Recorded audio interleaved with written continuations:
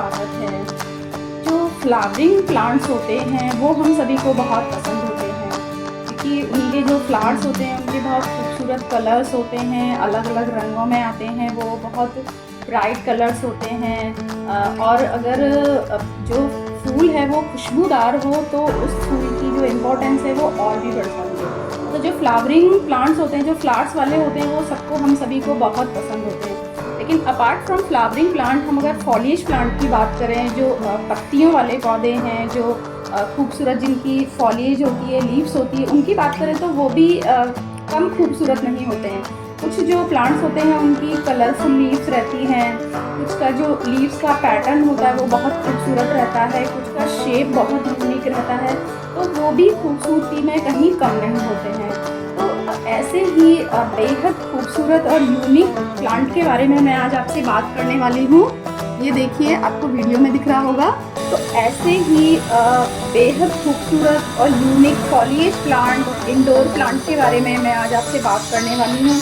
उसके सारी growing tips कि कैसे उसको आपको ग्रो करना है, किस तरीके से आपको लगाना है, कैसा पॉट यूज़ करना है, कैसी मिट्टी यूज़ करनी है, कैसी लोकेशन उसको प्रोवाइड करनी है, क्या फर्टिलाइज़र देना है। तो सारे जो भी उसके ग्रोइंग एस्पेक्ट हैं, जो भी उसकी कल्चरल प्रैक्टिसेस हैं, उन सब के बारे में मैं आज आपसे बात करूँगी। तो चलिए वीडियो स्टार्ट करते हैं।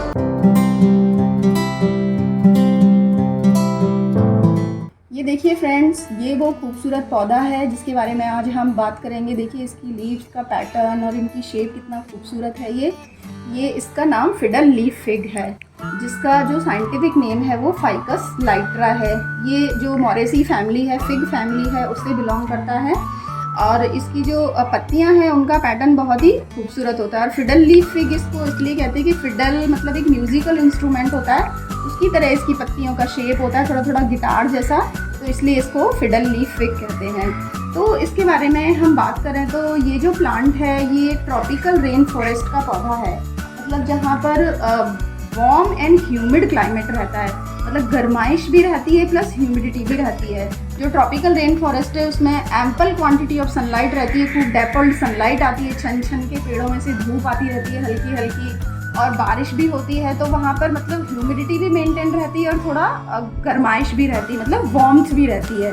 तो इस तरह का क्लाइमेट इस पौधे को सूट करता है, उसमें ये बहुत अच्छी तरह से ग्रो करता है। तो हम इसके ग्रोइंग एस्पेक्ट की बात करें तो सबसे पहला जो पॉइंट आता है वो आता है कि नर्सरी से जब भी हम इस पौधे को लेकर आएँ तो एक तो लाते ही हम इसको रीपॉट ना करें। 5 से 7 दिन आप इसको अपने घर पे उसी नर्सरी वाले पॉट में रहने दें, जिससे कि जो प्लांट है हमारा वो हमारे घर का जो क्लाइमेट है उसे एक्लेमेटाइज हो जाए, मतलब उसको जो शॉक है वो ना लगे।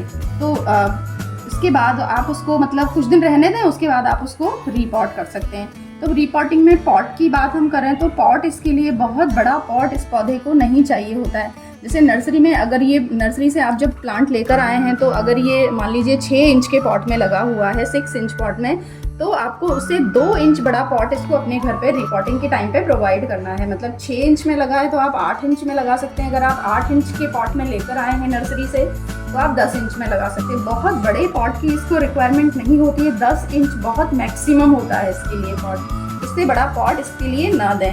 इसके 2 रीज़न हैं कि एक तो ये जो फिडल लीफ फिग होता है फाइकस लाइट्रा, इसको रूट बाउंड होना पसंद है, मतलब रूट बाउंड कंडीशंस में भी ये प्लांट अच्छे से ग्रो करता है। और दूसरा ये है कि अगर आप इसके रूट बॉल से बहुत बड़ा पॉट आप इसको प्रोवाइड करेंगे तो जो प्लांट है वो अपनी सारा जो फोकस है, जो प्लांट की सारी एनर्जी है वो रूट डेवलपमेंट में उसका लगाएगा। उसकी जो शूट डेवलपमेंट है, जो उसका फॉलिएज का डेवलपमेंट है, वो उतना नहीं हो पाएगा।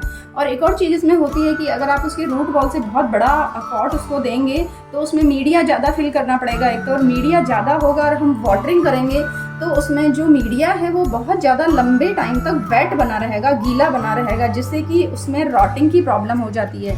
जो फिडल लीफ फिग है उसमें रॉटिंग की बहुत फ्रीक्वेंटली प्रॉब्लम रहती है, क्योंकि अगर आप ओवर वाटरिंग कर देंगे तो बहुत जल्दी इसकी जो जड़ें हैं वो सड़ने लग जाती हैं, उनमें रॉटिंग होने लग जाती है।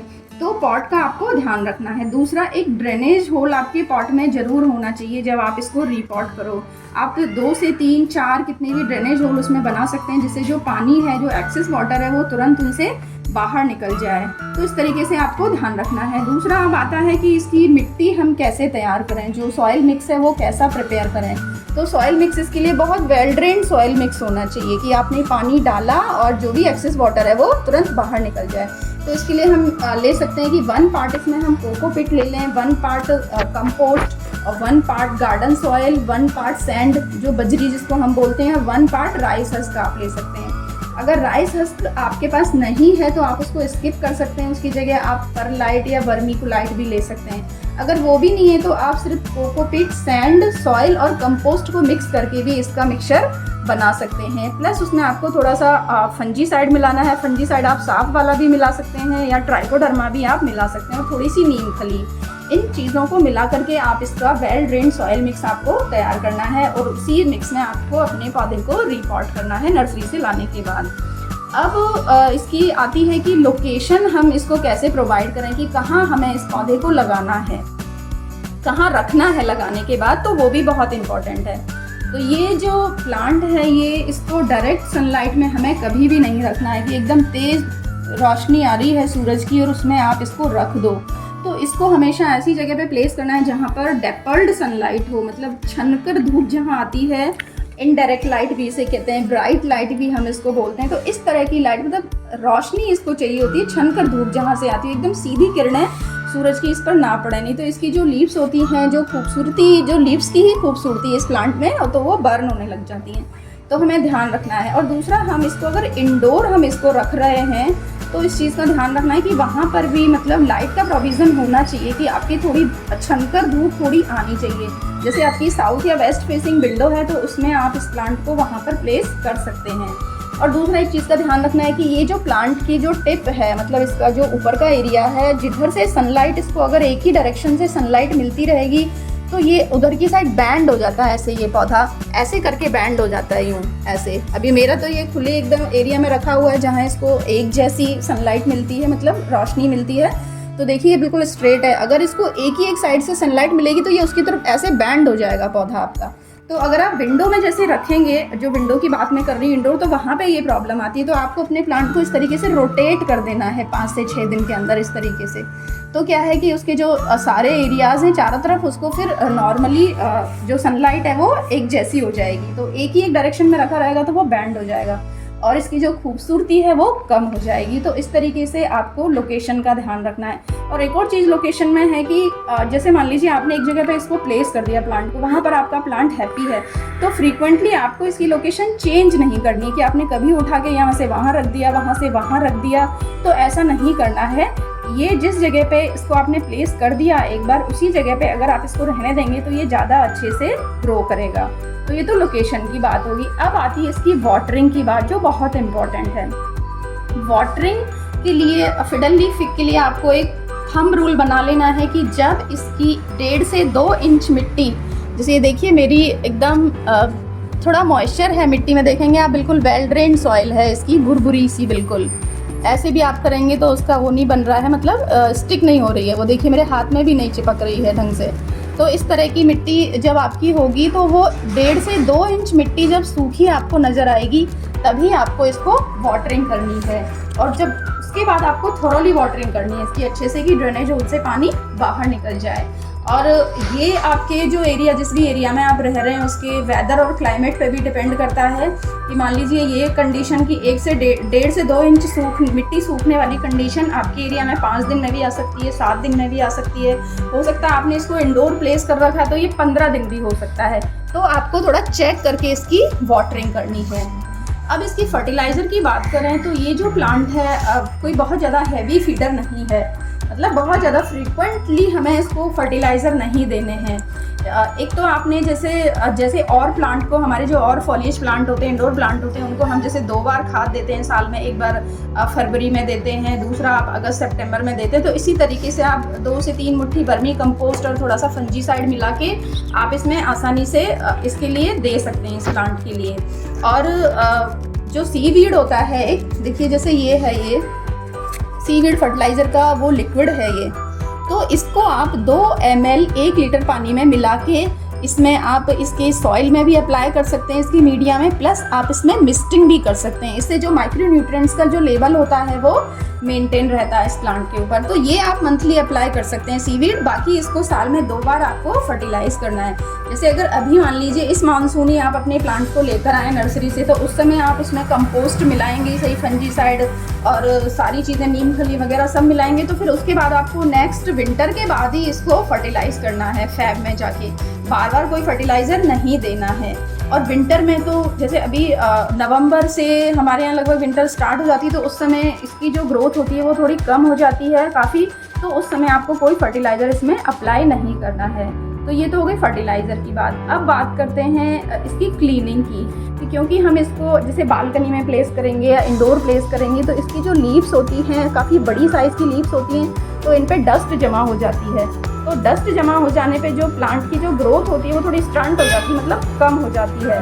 तो अगर हम इनकी पत्तियों को क्लीन करते रहेंगे तो ये प्लांट हमारा अच्छे से ग्रो करेगा। तो क्लीनिंग हमें कैसे करनी है, कॉटन क्लॉथ लेके ऐसे लीफ के नीचे अपना हैंड लगा के ऐसे धीरे धीरे इसकी जो पत्तियां हैं उनकी क्लीनिंग कर देनी है। इस तरीके से देखिए ऐसे पोंछना है, और ऐसे जेंटली पोंछना है कि हमारी जो पत्ती है वो टूटनी नहीं चाहिए, क्योंकि कई बार आप ऐसे रफली करेंगे तो आपकी जो लीफ है उसमें क्रैक्स आ जाएंगे। तो इस तरीके से कॉटन क्लॉथ से हमें इनको साफ़ कर देना है। तो जो हमारे, और दोनों साइड से साफ़ करना है, ध्यान रखना है, नीचे से भी साफ़ करना है। नीचे से क्यों साफ़ करना है वो मैं आपको अभी बताऊंगी, क्योंकि जो क्लीनिंग हम अपने प्लांट की करते हैं उसके हमें 3 फ़ायदे होते हैं। एक तो हमारा जो प्लांट होता है वो दिखने में सुंदर लगने लगता है। जैसे लीव्स को आप साफ़ रखेंगे, साफ़ सुथरे रहेंगे, आपकी जो पत्तियाँ इसकी, तो ये शाइन करेंगी बहुत अच्छे से, आपका प्लांट खूबसूरत लगेगा। दूसरा जो बेनिफिट होता है क्लीनिंग से वो ये होता है कि जो फोटोसिंथेसिस की प्रोसेस होती है, प्रकाश संश्लेषण की जो क्रिया होती है, मतलब जिस प्रोसेस के थ्रू पौधे अपना भोजन बनाते हैं, ये पत्तियां भोजन बनाती हैं, उसको हम प्रकाश संश्लेषण या फोटोसिंथेसिस कहते हैं। वो जो प्रोसेस होती है वो बढ़ जाती है, क्योंकि ज़्यादा जो सनलाइट है वो अच्छे से एब्जॉर्व कर पाती है, लीफ क्लीन रहती है तो। और जब अपना पौधा भोजन अच्छे से बनाएगा, फूड अच्छे से प्रिपेयर करेगा, तो अच्छे से कंज्यूम करेगा, तो उसकी ग्रोथ भी अच्छे से होगी। तो ये भी एक बेनिफिट होता है। तीसरा बेनिफिट होता है कि अपन इनको नीचे से भी जब क्लीन करते हैं तो कोई पेस्ट का अटैक इसके ऊपर अगर है, इंसेक्ट पेस्ट जैसे कई बार माइट्स होती हैं, स्केल इंसेक्ट इस पे लग जाते हैं, तो वो भी हमारे साफ़ हो जाते हैं। तो इस तरीके से आपको क्लीनिंग करनी है। और जैसे आप इसकी मिस्टिंग भी कर सकते हैं, जैसे लीव्स की, वो भी इसको बहुत पसंद रहता है, क्योंकि ये ह्यूमिड कंडीशंस इसको पसंद होती हैं। तो अगर आप इसकी मिस्टिंग करेंगे तो भी ये जो प्लांट है वो बहुत हैप्पी रहेगा। तो इस तरीके से इसकी क्लीनिंग का आपको ध्यान रखना है। अब इसका एक पॉइंट और है जो है रीपॉटिंग। तो रीपॉटिंग मतलब मैं आपको क्लियर कर दूं कि 2 तरह से रीपॉटिंग होती है। तो आप नर्सरी से अपने पौधे को लाए और आपने दूसरे पॉट में रीपॉट किया। दूसरा होता है कि आपके रूट बाउंड हो जाने पर आप इसकी रीपॉटिंग करें। तो नर्सरी से लाने के बाद आपको एक चीज़ का ध्यान रखना है कि अगर आप नर्सरी से प्लांट लेकर आए हो, उसको आप निकाल के देखें, उसमें अगर मिट्टी ठीक कंडीशन में, मतलब बहुत ज़्यादा ऐसी चिकनी रेड सॉइल या इस तरह की नहीं है, कॉम्पैक्ट सॉइल नहीं है, तो आप उसको एज इट इज़ लगा सकते हैं पॉट में। अगर मिट्टी थोड़ी प्रॉब्लमेटिक है तो हल्का सा आप मिट्टी को हटा लें, बहुत ज़्यादा इसकी रूट वॉल को डिस्टर्ब नहीं करना है। थोड़ा सा, या तो आप थोड़ी देर के लिए उसको पानी में डाल के तो थोड़ी सी रूट से उनको क्लियर कर सकते हैं, या थोड़ी मिट्टी आप हाथ से भी हटा सकते हैं, और इसको आपको पॉट में लगा देना है। और दूसरा जो रीपॉटिंग होती है, मान लो पहले से आपके पास ये प्लांट है और वो काफ़ी बड़ा हो चुका है, रूट बाउंड का कैसे पता करेंगे? जो ड्रेनेज होल हैं आपके पॉट के, उनसे जब जड़ें बाहर निकलने लग जाती हैं तब आपको इसको दूसरे पॉट में रीपॉट करना है। तो इस तरीके से इसकी रीपॉटिंग करनी है। तो फ्रेंड्स, ये सारे पॉइंट्स को ध्यान में रखते हुए अगर आप फिडल लीफ फिग को ग्रो करेंगे तो ये आपके साथ हमेशा बना रहेगा और आपके गार्डन को ये एक यूनिक लुक देगा। तो अगर आपके पास ये पौधा नहीं है तो इस मॉनसून आप ज़रूर इस पौधे को लाइए और अपने गार्डन में ग्रो कीजिए। आई होप फ्रेंड्स मेरा ये वीडियो आपके लिए हेल्पफुल होगा। आप इन पॉइंट्स के साथ, इन ग्रोइंग टिप्स के साथ आप अपने फिडल लीफ फिग को ग्रो करेंगे तो वो अच्छे से ग्रो होगा। अगर आपको मेरा वीडियो अच्छा लगा तो आप मेरे चैनल को सब्सक्राइब करें, वीडियो को लाइक एंड शेयर करें और बेल आइकन को ज़रूर प्रेस कर लें सब्सक्राइब करने के बाद, जिससे आने वाले इसी तरह के जो वीडियोज़ हैं उनके नोटिफिकेशंस आप तक आते रहें। और आपकी कोई क्वेरी है, कोई क्वेश्चन है तो आप उनको कमेंट बॉक्स में डालें। Thanks for watching. Happy gardening.